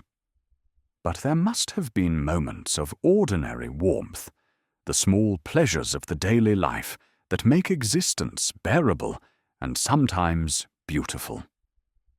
The child learning to walk, taking his first stumbling steps across the courtyard, while Epictetus watched, perhaps smiling, remembering his own first steps in a place he could no longer recall.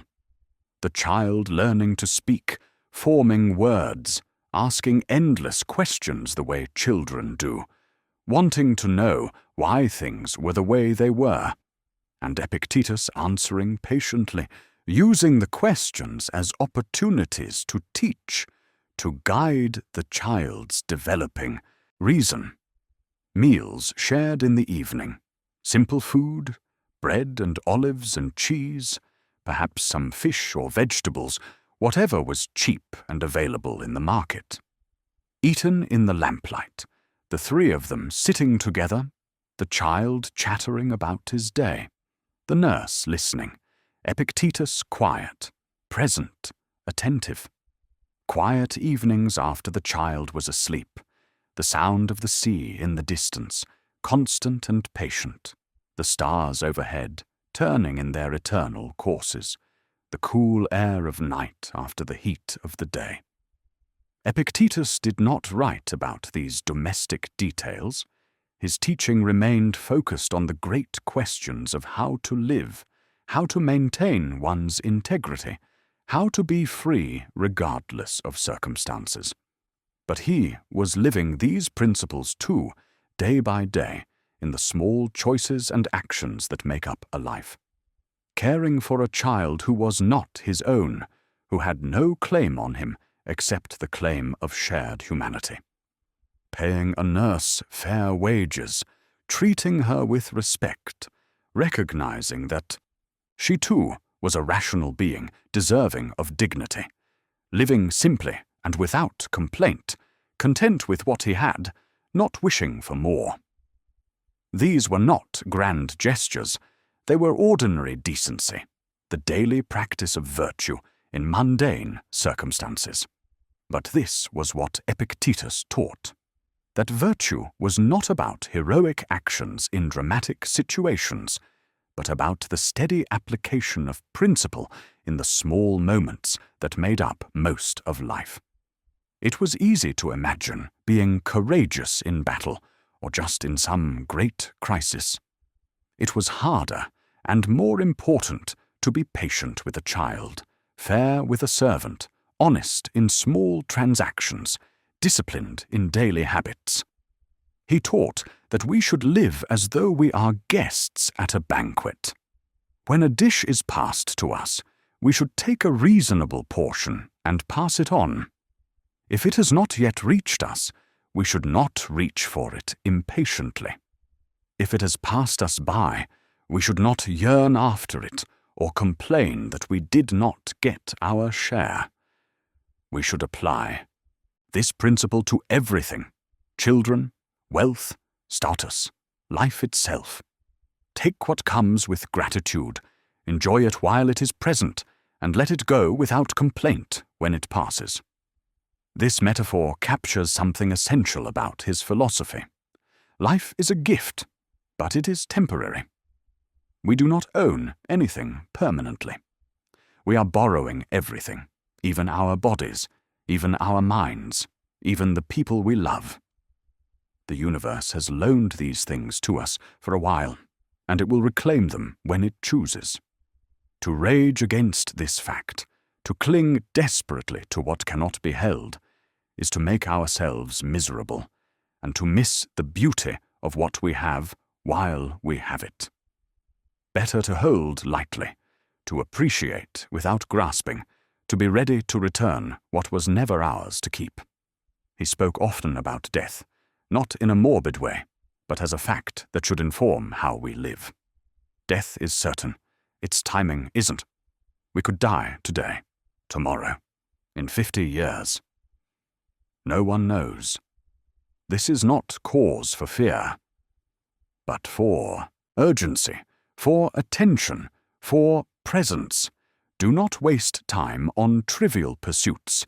Do not postpone virtue, thinking that someday, when circumstances are better, when we have more time, when the conditions are right, then we will start living according to our principles. The conditions will never be perfect. The time is now. We may not have as much time as we think. At the same time, he taught that death itself is not an evil. It is simply the end of a natural process, no more terrible than falling asleep, no more tragic than a leaf falling from a tree in autumn. The material that makes up our body will return to the elements from which it came, will be used for other purposes, will feed plants that will feed animals that will become part of other humans. Our rational soul, or whatever spark of the divine exists within us, will return to its source, will rejoin the logos from which it came, will become part of the universal reason that structures all things. There is nothing to fear in this. It is how things are supposed to be. We came from nature, and we return to nature. The atoms that compose us have been part of countless other things before us, and will be part of countless other things after us. We are temporary arrangements of matter, patterns that exist for a while, and then dissolve, not because something has gone wrong, but because this is the nature of reality, the endless cycle of transformation that is the universe. These teachings gave his students a way to face mortality without panic, to live with the knowledge of their own impermanence without being paralyzed by it. In a world where disease and violence were common, where life expectancy was short by modern standards, where many children died before adulthood, and many adults died in their prime, where war and plague could sweep through a city and kill thousands in a matter of weeks, the ability to accept death calmly was a valuable gift, perhaps the most valuable gift philosophy could offer. It did not eliminate grief, but it tempered it. It did not prevent fear, but it gave people tools to manage fear, to face it without being overwhelmed. It allowed people to love deeply while recognizing that what they loved would not last forever, to find joy in the present without being tormented by anxiety about the future, to say goodbye when the time came without feeling that the universe had betrayed them. Epictetus himself faced death, when it came, with the equanimity he had spent his life teaching. The exact date is not recorded, but it was likely sometime around the year 135, perhaps a year or two before or after. He would have been in his 80s, an impressive age for the time, especially for someone who had endured slavery, injury, poverty, and a hard life. Someone whose body had been damaged and whose youth had been spent in labor and suffering. His death was not dramatic. There were no famous last words recorded, no deathbed scene preserved in memory by adoring students, no final testament or proclamation. He simply grew weaker, more tired. The body that had carried him through so many years, that had borne so much began to fail. Perhaps it was the natural decline of age, systems gradually shutting down. Perhaps it was illness, some infection or disease that his aged body could not fight off. The sources do not say, and perhaps no one thought it important enough to record. But one day, probably a day like any other, the breath stopped. The heart was still. The consciousness that had been Epictetus, that had observed and questioned and taught for 8 decades, that had moved from slavery to freedom, from ignorance to wisdom, from suffering to peace, simply ceased. The spark of reason that had inhabited that broken body for so long returned to whatever source it came from. The atoms began their slow work of dissolution, the body cooling, then stiffening, then beginning the process of decay that would return it to the elements. Those who were with him when he died, the child he had adopted, now perhaps a young man in his 20s, the woman who had cared for them both, perhaps a few students who had come to visit or who happened to be there, would have washed the body according to custom, dressed it in clean clothes, prepared it for burial or cremation. The rituals were simple. There was no grand funeral, no procession through the streets with hired mourners wailing and tearing their clothes, no eulogies delivered before crowds in the forum. He had no family tomb, no marble monument, no elaborate sarcophagus with scenes from his life carved in relief. He was buried or burned in the ordinary way, in some plot outside the city where the dead were laid to rest, marked perhaps with a simple stone bearing his name, perhaps with nothing at all. Within a generation or two, the location of his grave would be forgotten. No one would remember exactly where the body of Epictetus lay, and it would not have mattered to him. He had taught that the body was not the self, that what made a person who they were was not their physical form, but their capacity for reason and choice, and that this capacity could not be buried or burned because it did not belong to the material realm in the same way. But what he left behind was not nothing. He left students, men and women whose lives he had shaped, whose minds he had trained to see the world differently, to question their assumptions, to examine their impressions, to distinguish between what was within their control and what was not. These students went on to teach others, to pass on what they had learned, to try to live by the principles Epictetus had taught them. And some of them, like Arion, preserved his words, ensuring that his teaching would reach far beyond the small group of people who had known him personally. And he left behind the teaching itself, the practice of philosophy as a way of life. Not a set of doctrines to believe, but a discipline to practice, a method for transforming how one moves through the world. This was his real legacy, more enduring than any monument, more significant than any personal achievement.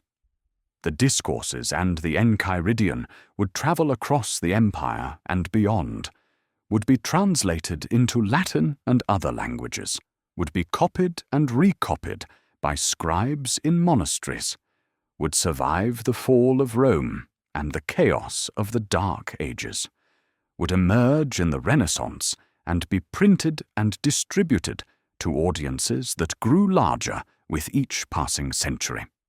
In the centuries after his death, Epictetus's influence spread quietly but persistently, like water seeping into soil, invisible but transformative. The Roman Emperor Marcus Aurelius, who ruled from 161 to 180, kept a copy of the Enchiridion with him on military campaigns, carried it in his baggage as he moved from one frontier to another, leading armies against Germanic tribes and dealing with plague and rebellion. He filled his own notebooks with reflections inspired by Stoic philosophy, by the teachings of Epictetus and others, trying to apply these principles to the extraordinary pressures of imperial rule, trying to remain just and rational while commanding armies and managing an empire, trying to be good in circumstances that made goodness difficult. These notebooks, never intended for publication, never meant to be seen by anyone but himself, survived by accident and became known as the Meditations. They reveal a man struggling with the same challenges that all people face, magnified by the scale of his responsibilities. How to remain patient when people are foolish or malicious. How to accept what cannot be changed. How to do one's duty without attachment to outcomes. How to remember what matters when surrounded by luxury and flattery and the corrupting influence of absolute power.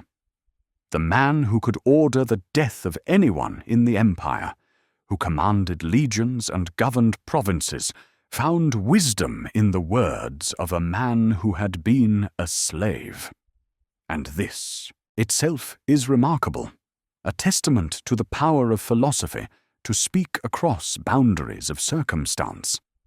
Christian monks in the deserts of Egypt and Syria, men who withdrew from the world to pursue spiritual perfection through prayer and asceticism, found in Epictetus's teachings a kindred spirit.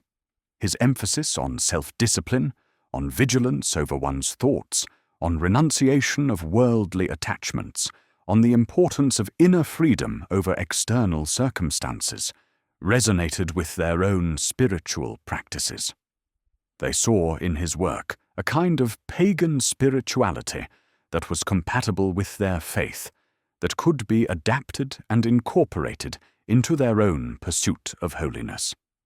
They copied his works in their scriptoriums, preserved them through dark centuries when much else was lost, when libraries burned and cities fell, and the knowledge of the ancient world seemed in danger of disappearing entirely.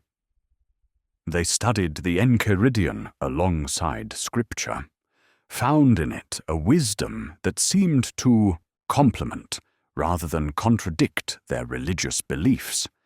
They taught his principles to young monks, used his methods of examining impressions and training the will as part of their spiritual formation. The ideas traveled through time, changing form but retaining their essential character.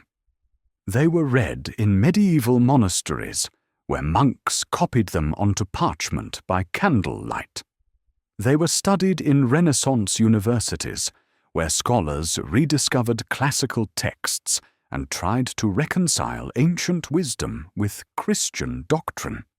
They were discussed in Enlightenment salons, where intellectuals debated the foundations of ethics and the possibilities of human improvement. They influenced theologians and philosophers, poets and statesmen, anyone who thought seriously about how to live well. A philosopher who was born a slave, who never held political power, who never commanded armies or built monuments, who never wrote a single word intended for posterity, who left no written works of his own, somehow became one of the most influential teachers in the Western tradition. His words were read by people he never could have imagined, in contexts he never foresaw, by men and women facing challenges he never knew existed. They were translated into languages that did not exist in his time, printed in books using technology he could not have conceived, discussed, and debated by generations of readers who knew him only through the notes of a student. What made his teaching endure was perhaps its fundamental honesty, its refusal to offer easy consolations or false promises. Epictetus did not say that life was fair, that good people were always rewarded, that suffering could always be avoided, or that it happened for a reason that would eventually be revealed. He said that life was difficult, that much of what happened was outside our control, that we would face losses and disappointments and pain, that this was simply the nature of existence, and no amount of philosophy would change it. But he also said, and this was the crucial point, that we retained, always, the capacity to choose our response, to maintain our integrity, to be free in the one way that truly mattered, free in our minds, free in our choices, free in our will. We could not control the world, could not make it conform to our wishes, could not prevent loss or suffering or death. But we could control ourselves, our judgments, our will. We could choose to be decent or cruel, honest or dishonest, courageous or cowardly. We could choose to complain or to accept, to resist what could not be changed, or to work with what was. This is the freedom that cannot be taken away, that exists in the narrowest cell and the most desperate circumstance, that remains even when everything else has been lost. It is not the freedom to do whatever one wants, to have whatever one desires, to escape the constraints of physical reality. It is the freedom to remain oneself, to maintain one's principles, to live in accordance with reason, even when reason seems to offer little comfort, to be good even when being good brings no reward, to preserve one's humanity even when the world seems determined to strip it away. It is a hard freedom earned through practice and discipline, tested every day in small ways and occasionally in large ones. It does not make life easy. It does not spare us pain. It does not guarantee success or happiness in any conventional sense. But it offers something else, something that might be more valuable than ease or pleasure or success. A kind of strength that cannot be broken, a dignity that cannot be violated, a core of selfhood that remains untouched by external events, a peace that exists independent of circumstances. This is what Epictetus discovered in his own life, through suffering and reflection and decades of practice. This is what he taught to his students, not as an abstract theory, but as a lived reality, something he embodied in his own being. This is what survived him, passed down through generations, speaking across centuries to anyone who found themselves facing circumstances beyond their control. Anyone who wondered whether it was possible to be free when the world had bound them. Anyone who needed to know that they were more than what had been done to them, more than what they had lost, more than what they might yet lose. In Nicopolis, where Epictetus spent his final decades, life continued after his death. The city remained a place of modest importance, a provincial centre, a stop on trade routes, a home to fishermen and merchants and farmers. The sea continued to glitter in the sun, constant and indifferent. The hills turned brown in summer and green in winter. New generations were born, grew old, died. The ordinary business of human existence went on, as it always does, regardless of who comes or goes. But in rooms and courtyards, under porticos and trees, people still gathered to discuss philosophy, to ask the old questions that never become obsolete, to examine their lives. Some of them had known Epictetus, had heard his voice, had felt the force of his presence, the way he could look at someone and seem to see directly into their soul.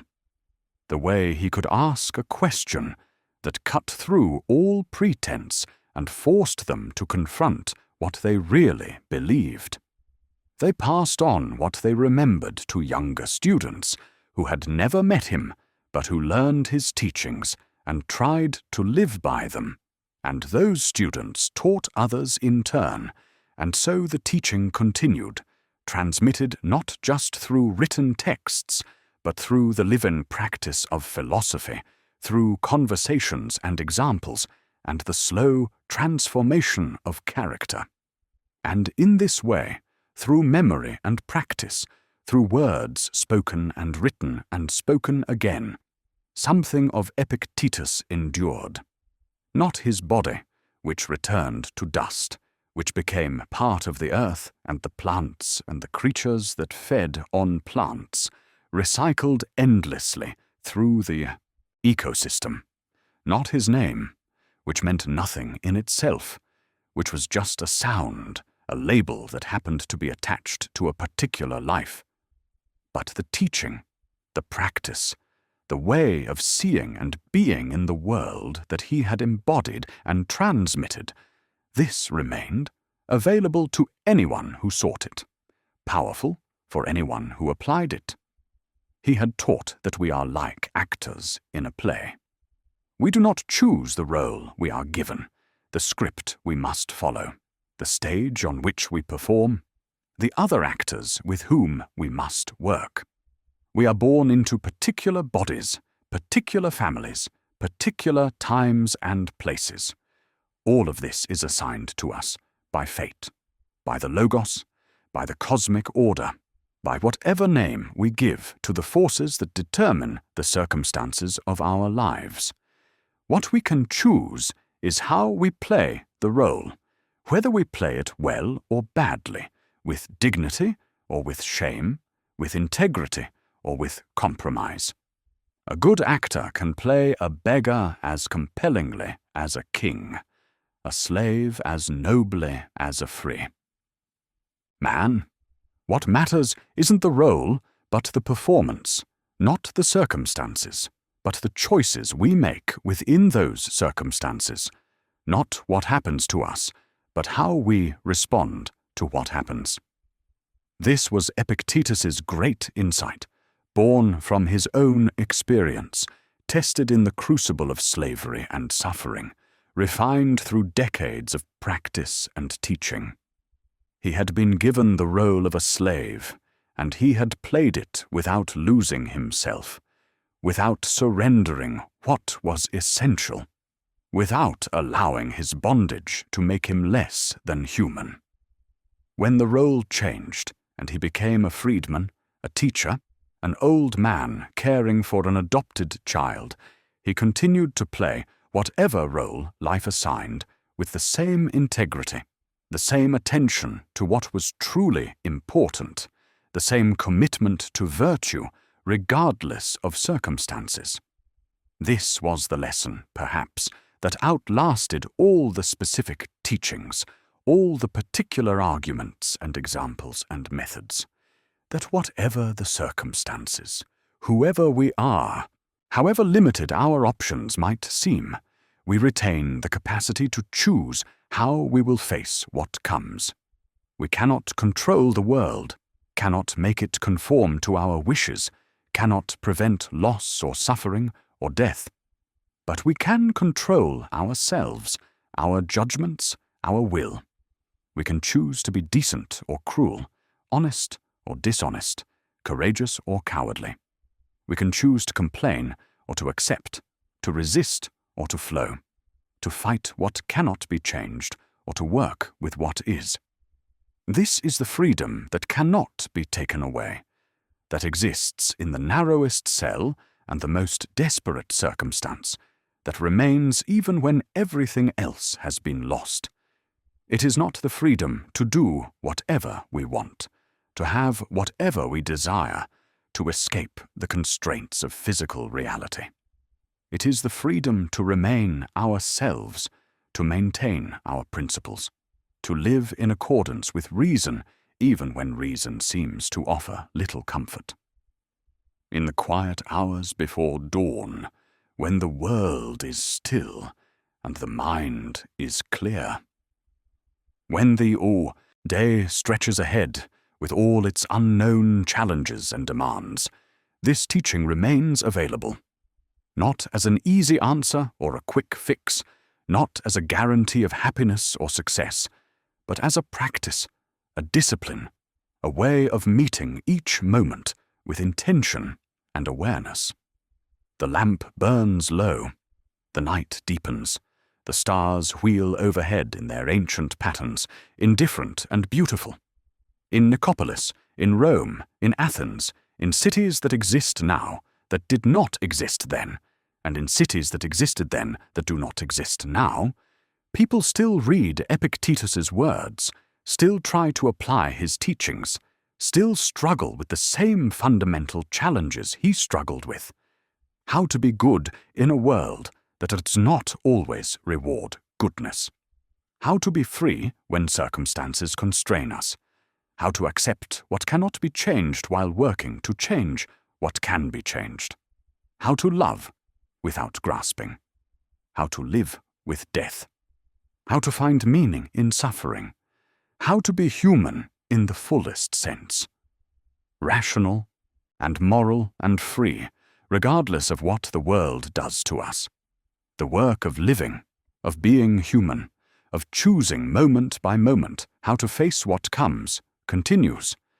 It continued after Epictetus, as it continued before him, as it continues now. The circumstances change, but the challenge remains the same. We are here, briefly, in bodies that will fail, in situations we did not entirely choose, in a world that does not bend to our preferences. What we do with this strange gift of consciousness, how we navigate these few years we have, remains our choice, the one thing that is truly ours. And in that narrow space, smaller than we might wish, but larger than it sometimes seems, lies all the freedom we need. Not the freedom from difficulty, but the freedom within it. Not the freedom to escape our fate, but the freedom to meet it with courage and grace and dignity.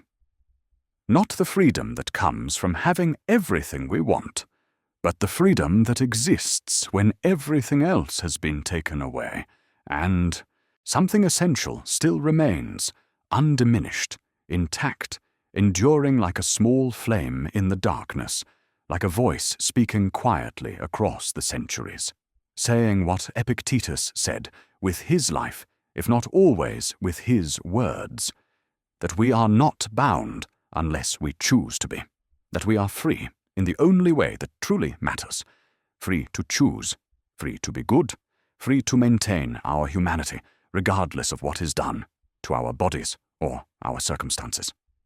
This is what remains. This is what endures. Not carved in stone, not built into monuments, not preserved in grand tombs or celebrated in public festivals. Just words, just ideas, just a way of seeing, passed from mind to mind, from generation to generation. Fragile and persistent, quiet and powerful, simple and profound. The night deepens. The city sleeps. The story ends, as all stories end, in silence and stillness. But the teaching continues, as teaching continues, as long as there are minds to receive it, and lives to embody it, and moments to test it, and choices to be made. Day after ordinary day, year after patient year, one breath at a time, one step at a time, one choice at a time. Moving forward through time toward whatever end awaits, carrying within ourselves the one thing that truly belongs to us, the freedom that no one can take, the dignity that no circumstance can destroy, the light that continues to burn, however faintly, however quietly, in the darkness.